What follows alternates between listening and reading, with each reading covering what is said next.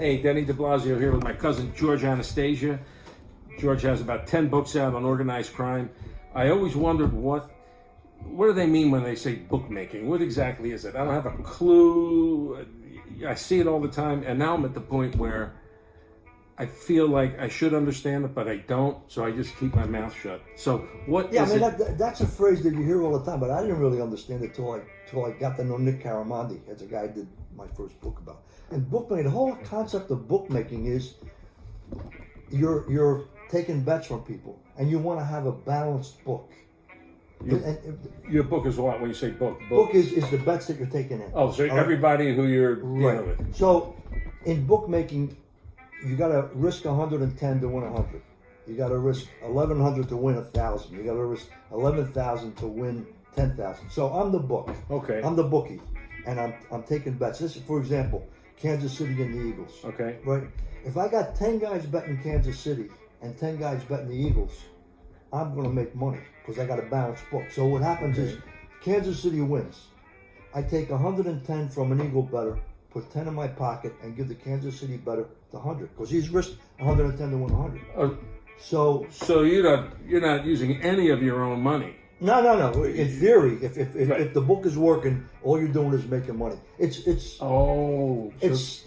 the simple explanation. It gets complicated because you think about this. During the football season, you got a gazillion college games on Saturday. Okay. Then you got the pro games, 1 o'clock, 4 o'clock, 8 o'clock. Then you got a Monday game. It's difficult to have a balance. So they're working all the games. They're taking bets on whatever and anything. So it's difficult. Okay. But the concept is if you've got a balanced book, you're going to make money. That's why they call it bookmaking.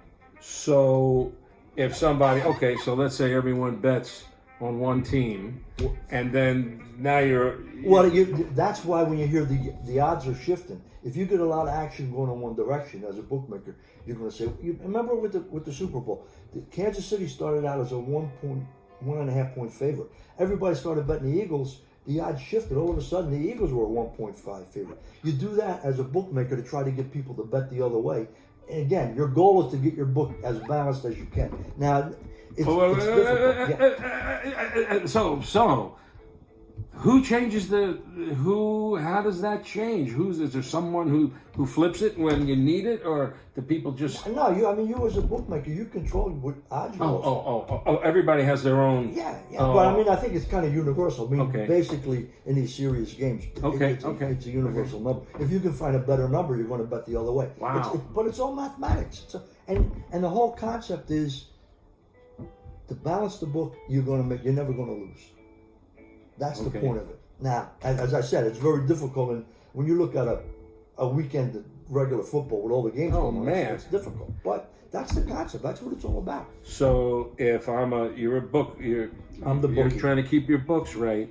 Everybody's booking one team, and you figure if you're going to be wiped out if everybody bets the same way, and then that team wins or whatever. You take a big hit. Then you take a big hit, so you're spreading out the odds, so you don't take a big hit. You just keep moving it around to kind of keep it even. Right, or else the other thing you can do is edge off, which is you find another bookmaker who's got a bigger book than you. Maybe he doesn't have as much action one way or the other, and you slide your bets over to his. So that's called edging. You edge off. You have too many bad bets. Give it to somebody else. Too many risky bets. There's no bad bet, good bet. It's right. You say I'm getting overwhelmed, but everybody's betting the Eagles. If they win, I'm going to get killed. Let me get rid of some of this Eagle bet to this other guy. Got it. So that I'm not carrying the load. It's these guys. You think they're thugs.